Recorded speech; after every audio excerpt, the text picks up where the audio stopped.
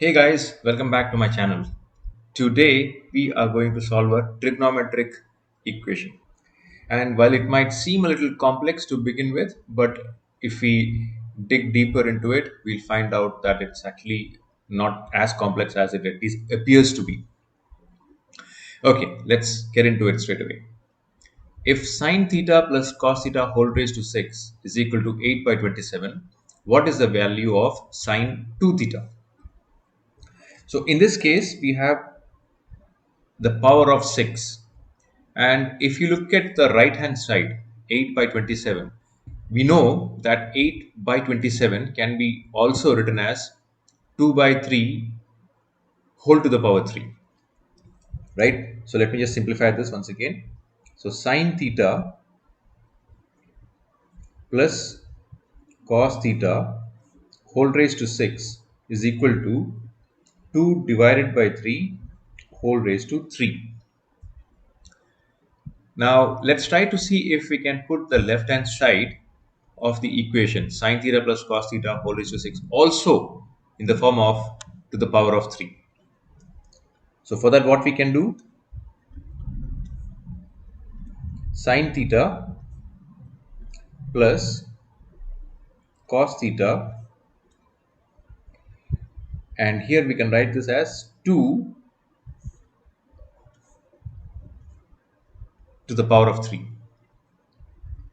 right? Because 2 into 3 is anyway 6, or we can write it as 3 into 2, which is also 6.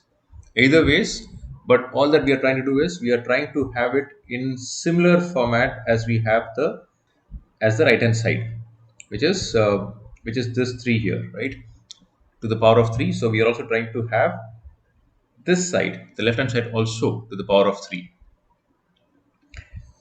Fantastic. Now let's move to the next line. And what are we going to have here? We just have to expand this sine theta plus cos theta whole raised to 2. So we just have to expand it as per the square part. So this becomes sine square theta plus cos square theta plus 2 into sine theta cos theta, right? This is a plus b the whole square, a plus b the whole square, which is the same as a square plus b square plus 2ab. So this is a square plus b square plus 2ab. And let me just put this on the right hand side as a rough work. Okay, now this is actually equal to 2 by 3 whole cube, and in fact I will also have to put this whole thing to the power of 3, this part, right? So even this 3 has to be taken care of, so we are putting this whole value to the power of 3, and this is equal to 2 by 3 whole cube, the right hand side value. So now this becomes sine square theta plus cos square theta is equal to 1. So 1 plus 2 sine theta cos theta whole to the power 3 equal to 2 by 3 whole cube. Now 2 sine theta cos theta is nothing but sine 2 theta, isn't it? So we can write this as 1 plus sine 2 theta whole cube is equal to 2 by 3 whole cube. Now something to the power of 3 will be equal to something to the power of 3 only if this something is the same as this something.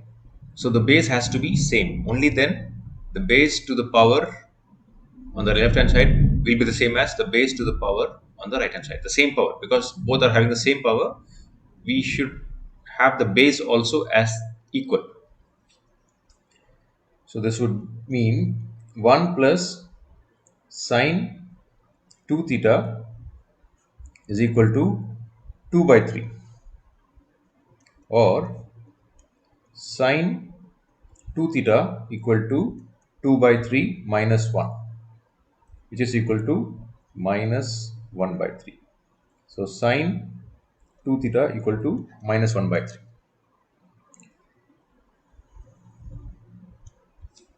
right? So if you look at this problem, it initially appeared to be slightly complex because we had the power of 6.